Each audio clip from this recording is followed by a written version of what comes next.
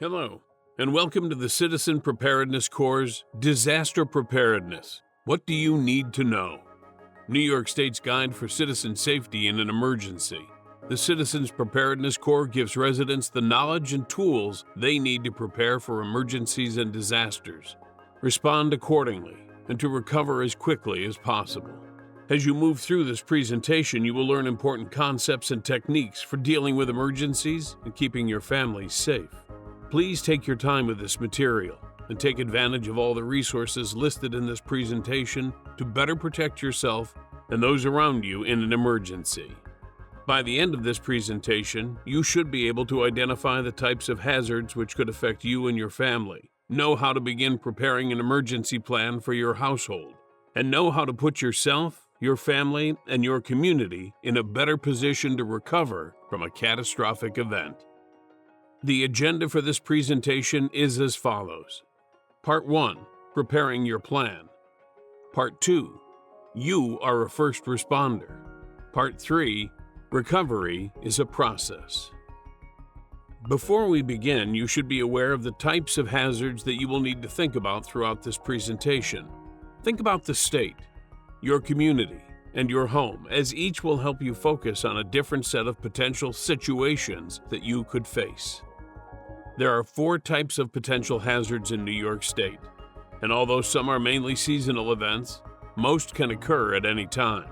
There are natural hazards, such as hurricanes and tropical storms, tornadoes, storms with severe wind and heavy rain, snow and ice, flooding and fire, human-caused hazards such as a bomb threat, terrorism, cyber attack, an active shooter, or domestic violence. There are also technological hazards such as power failures, airplane crashes, dam or levee failures, and train derailments. Finally, there are biological hazards such as infectious diseases, contaminated food, and animal disease outbreaks. Given the wide array of threats which put our state at risk, every New Yorker needs to be prepared for any number of types of hazards and situations where everyday needs may not be readily available. Planning and acting with common sense can make all the difference in a dangerous situation. Part 1. Preparing your plan. During an emergency, it is always better if you have a plan you can use to guide your response. Being prepared takes 3 simple steps. First, sit down with family members and work together to develop a family emergency plan. Second, prepare your family and your home by learning about techniques and resources to stay safe. Third, practice your plan. Involve all family members and practice the plan to improve it over time.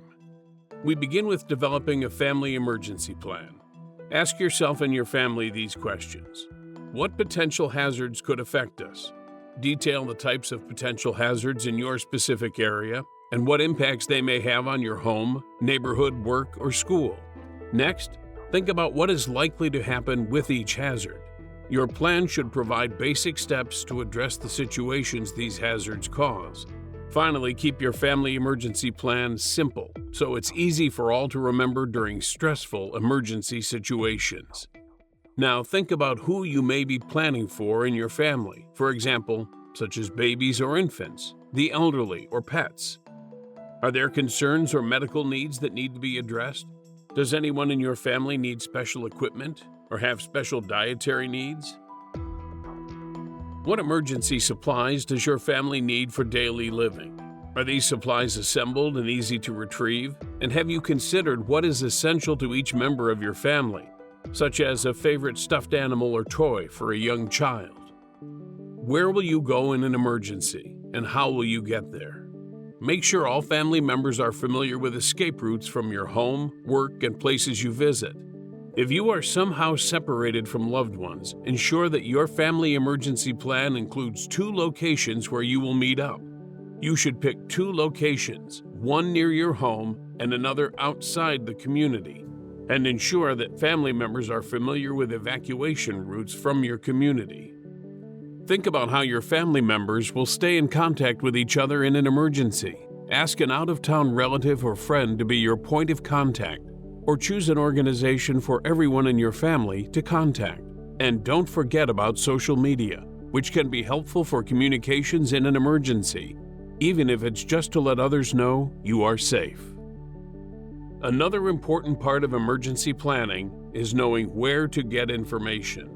New York State uses the Emergency Alert System, or EAS, and Wireless Emergency Alerts, or WEA, to provide critical information to people in an emergency.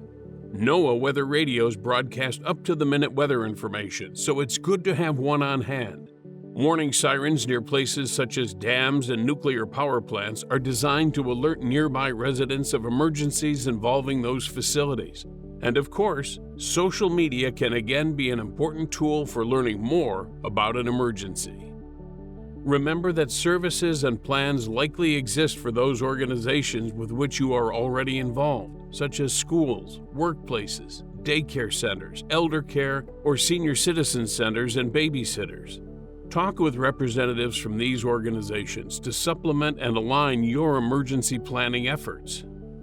If you're looking for additional support, local emergency management officials can be tremendous resources who can help with your emergency planning. Other resources include community-based volunteer opportunities, community emergency response teams, or CERT teams, local first responders, such as volunteer or career fire and EMS agencies, faith-based organizations, and long-standing disaster relief organizations such as the American Red Cross. These organizations can assist you with updated information or locating services such as shelters, food banks, or emergency medical treatment and other services that may be needed within the community. Once you have your plan established, the next step is to prepare your home and your family by learning about techniques and resources to stay safe. You can take steps now to better prepare for an emergency by learning about basic first aid, having a first aid kit and emergency supplies for every member of your family, including pets, acting to prevent fire and carbon monoxide poisoning, knowing to operate critical home utilities, knowing what type of insurance you have, practicing good cyber hygiene, and maintaining awareness of your surroundings.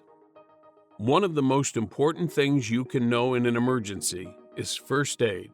Sign up for first aid CPR classes to learn how to respond to common medical injuries, including bleeding, burns, poisoning, shock, and respiratory emergencies. You may also wish to obtain additional certifications for AED, Stop the Bleed, and Narcan training. If you know how to stop bleeding, you can save a life. In the event of a major emergency services may be stretched thin, and it could take more time to restore utilities and other services. It is important that all family members be prepared to survive without assistance for 7 to 10 days. Take the time now to identify and collect supplies, because when the event happens, it's already too late. Monitor your supplies and replace items when they expire. For a list of potential supplies and for more information, go to prepare.ny.gov. Speaking of supplies, it's also a good idea to prepare a small go kit that you can take with you if you need to leave quickly.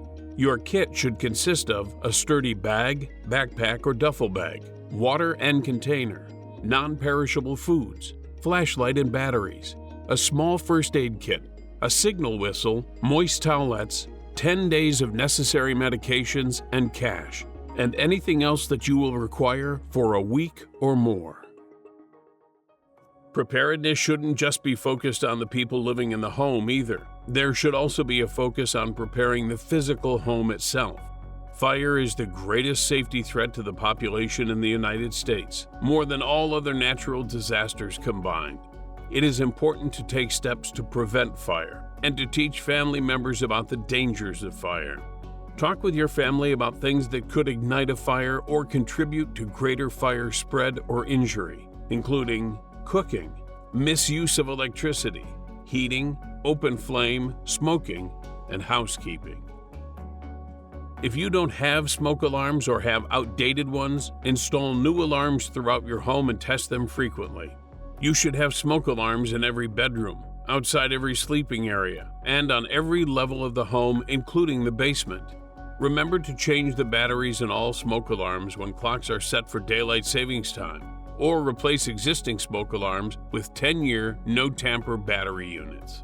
The sensors in fire alarms only last for 10 years. Turn your alarm over to see when it was produced. Do you need a new one? Home fire extinguishers can ensure a small kitchen fire does not spread and burn down your home or the neighborhood. Ensure fire extinguishers are available and that each person in your home knows where they are located and how to use it. It's also important to know the different types of fire and what extinguishers will put them out. As a rule, wood, cloth, and paper can be put out with water, while flammable liquids such as kitchen grease, oil, and gasoline, and electrical equipment such as appliances and televisions should never be treated with water. Always dial 911 before attempting to extinguish a fire. Never put your personal safety on the line when trying to put out flames.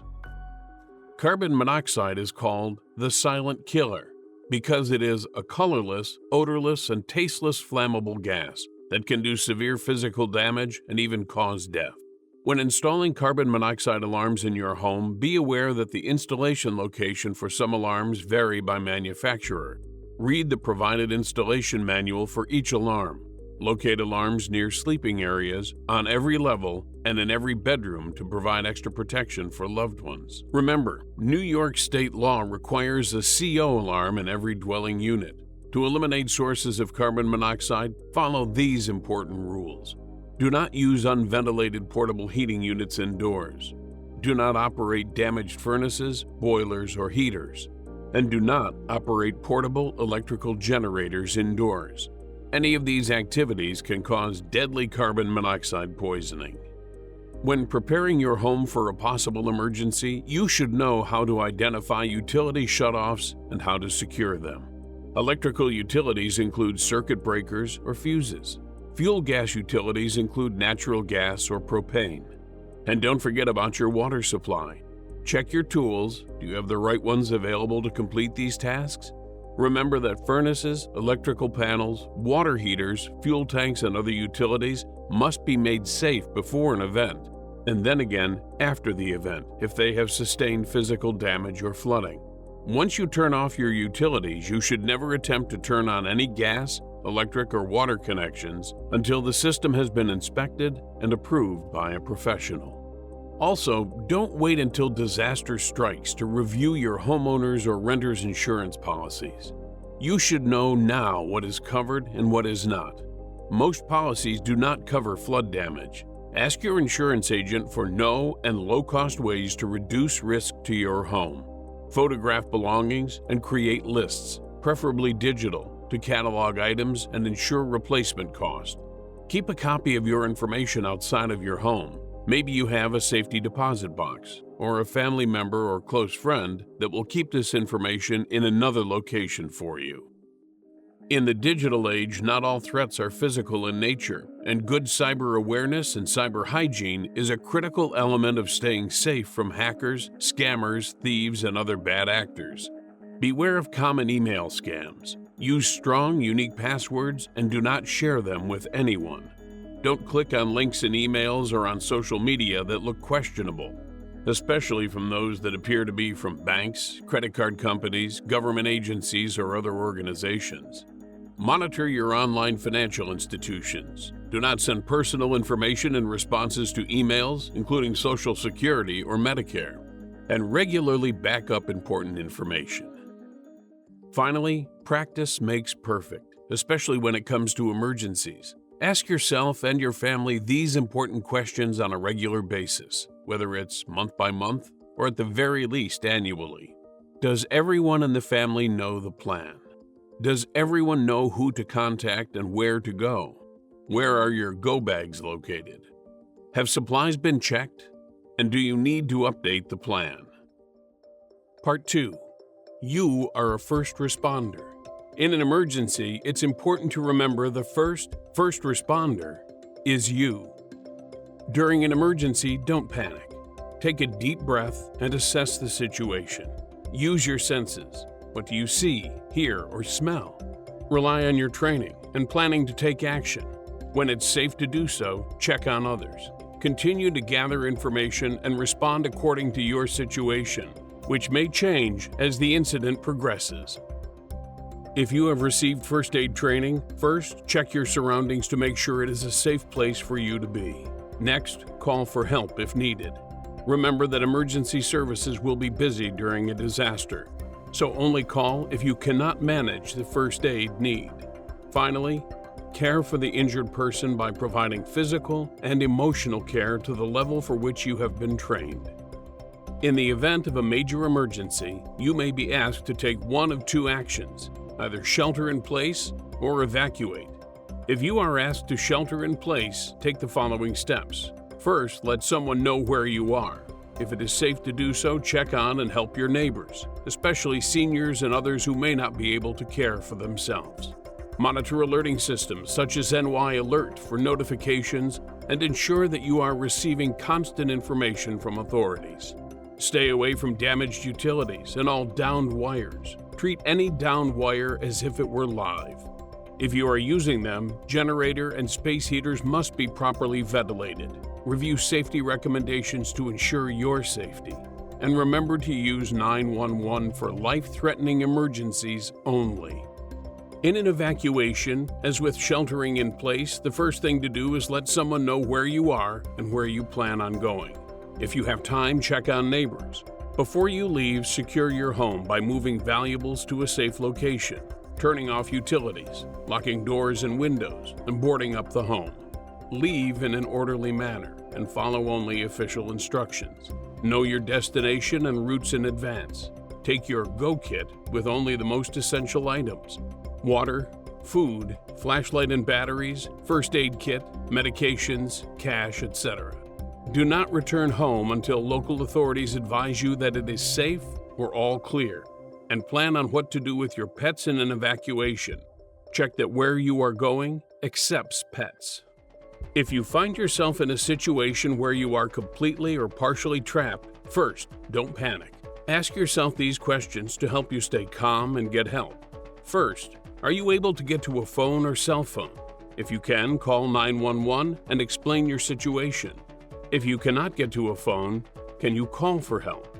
Do you have something you can use to get attention, such as a whistle or a surface on which you can tap or bang? Do not continually yell because it will tire and dehydrate you. Ask yourself, what is trapping me? Is it a blocked exit or debris? Am I injured? How? Can I move whatever is blocking my escape? Escaping partially collapsed structures is like playing Jenga. Shifting the weight of heavy objects can cause further injury, so be extremely careful. If you encounter a situation in which someone else is trapped, first ask these questions. Can you hear them calling out or making noise? Are they within sight, and can you reach them? Are they conscious or unconscious? Can they answer questions? Do they seem to be alert and oriented? Can they move on their own? What is trapping them? Blocked exit? Debris? Injuries? Can you free them safely? If not, call 911. A boil water order is often issued by local authorities as a precaution when drinking water is suspected to be contaminated by pathogens. If you have any doubt regarding the quality of your water, boil it using this method. Strain the water through a cheesecloth, coffee filter, or another clean filter material. Bring water to a rolling boil for 2 minutes, then let cool. Pour the water into a container that has been boiled or sanitized with chlorine bleach and refrigerate until use. Do not store water in sinks or bathtubs. Do not use unboiled tap water to drink, prepare food, or even brush your teeth. And make sure you do not give unboiled water to pets.